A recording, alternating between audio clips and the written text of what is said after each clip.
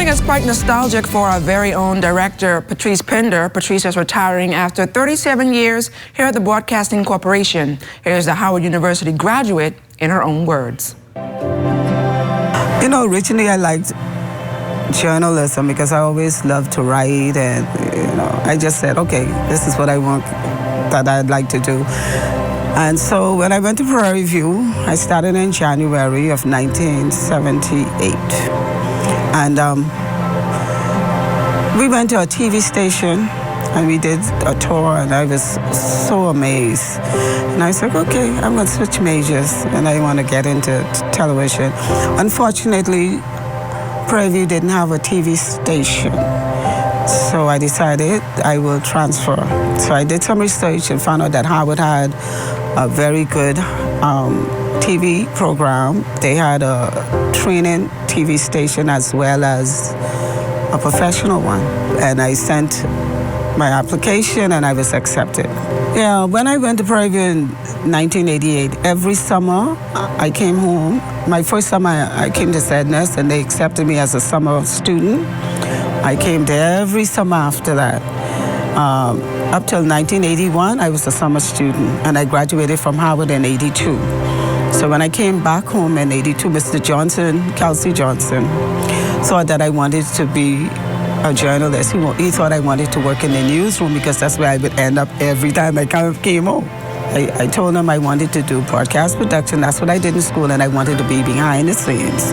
It's amazing how things happen, Mr. Wishcomb, Obi Wishcomb, came to me one day. I was 6 months pregnant.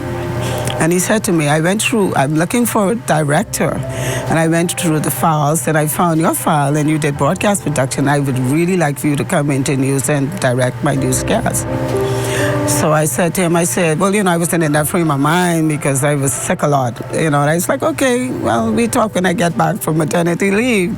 When I got back, I ended up going into the newsroom. And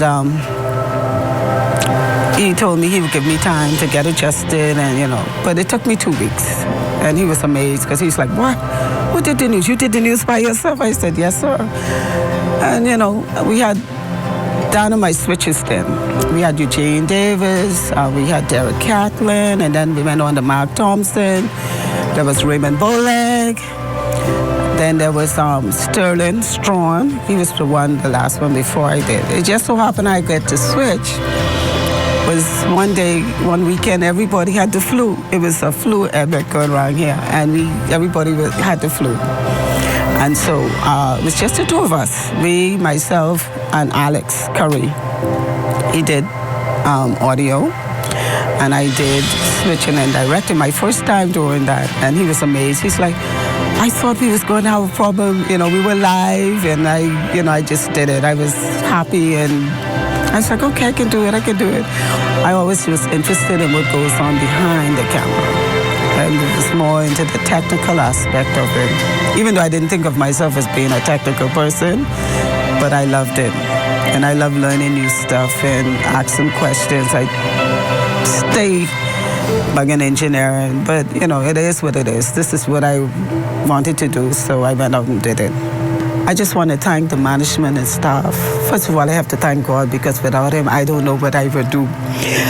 Because he's always in my life, but he has held me and kept me through so much in this corporation. In terms, I had the ups and the downs, but oh my God, this is being home for me.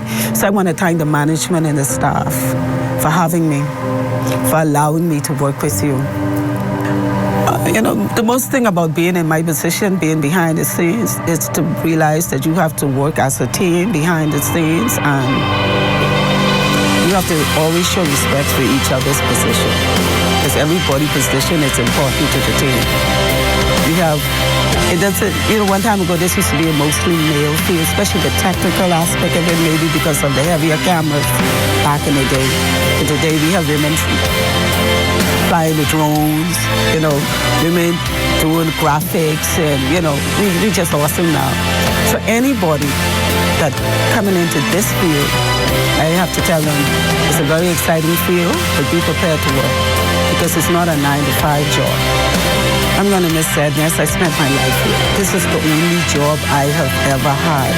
So we put the summers in there. I've been around Sadness for 41 years. I live in Nassau.